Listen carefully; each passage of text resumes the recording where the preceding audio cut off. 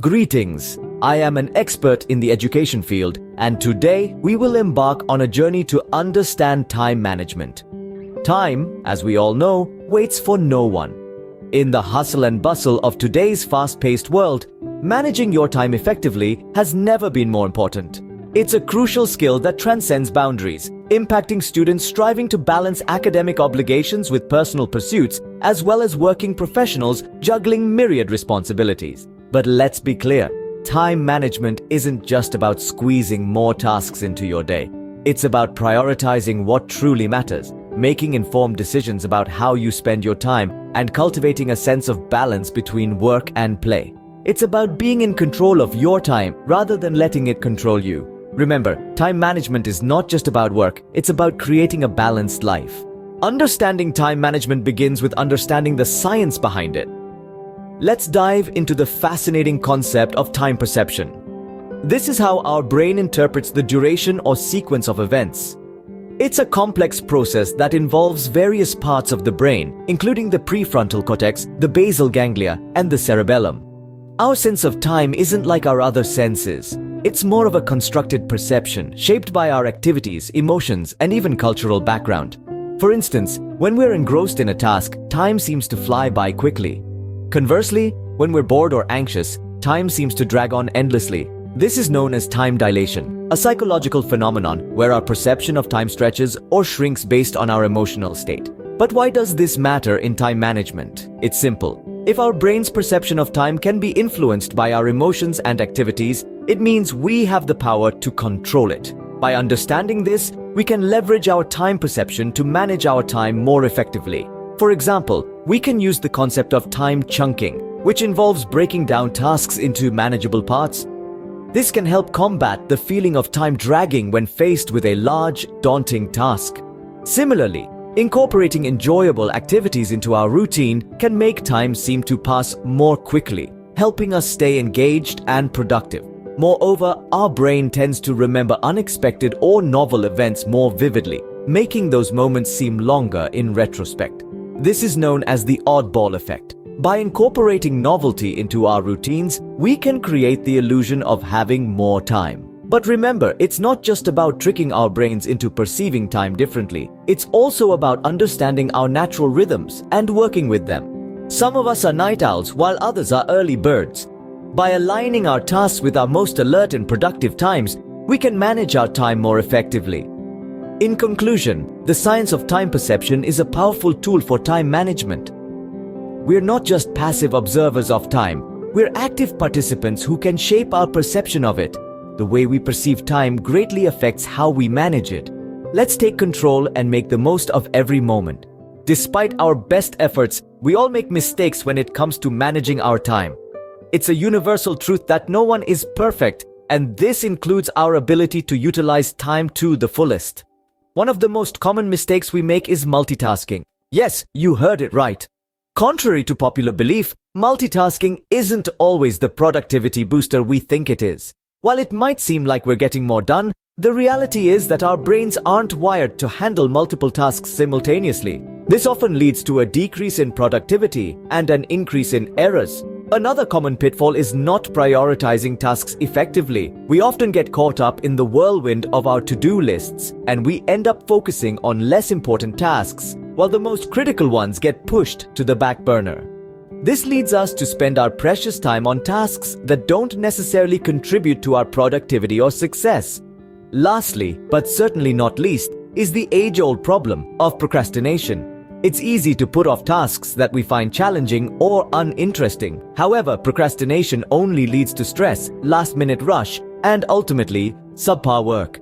It's a vicious cycle that can be tough to break, but understanding its negative impact is the first step in overcoming it.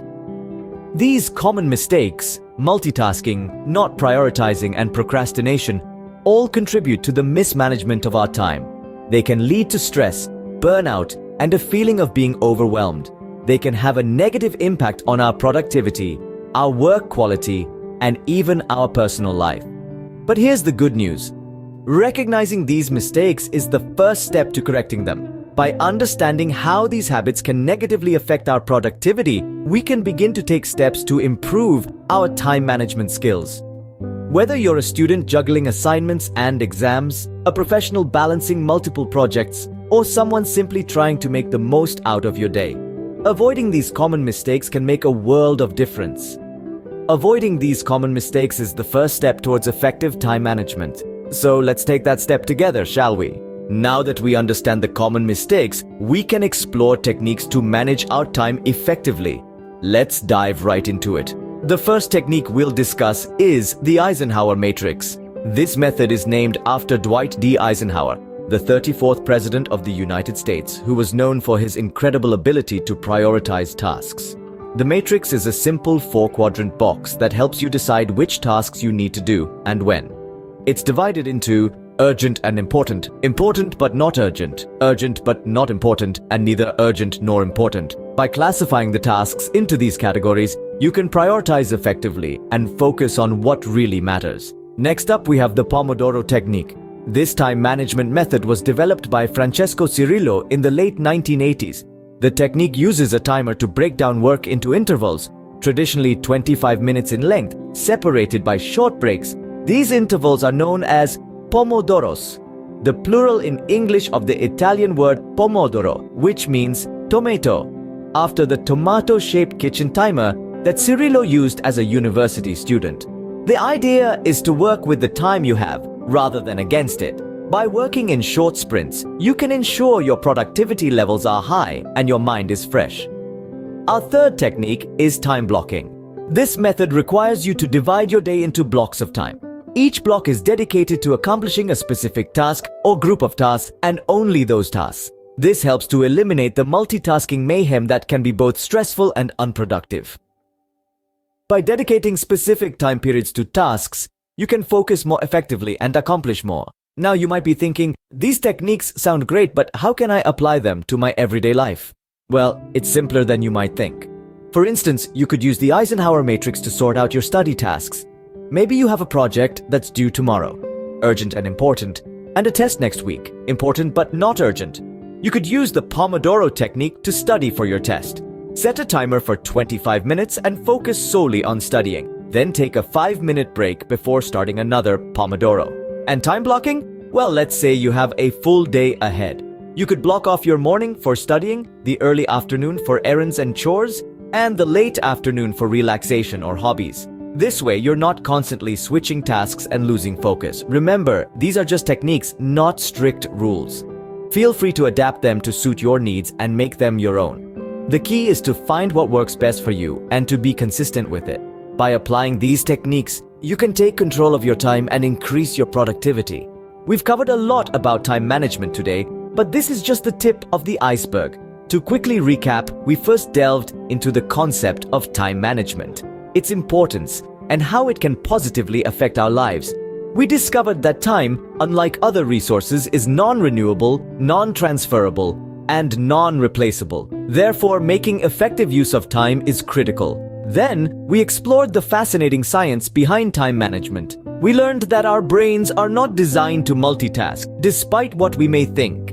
Instead, we are wired to focus on one task at a time, making prioritization a key aspect of managing our time efficiently. We dived into some common mistakes people often make when managing their time, such as not setting clear goals, procrastination, and failing to prioritize tasks.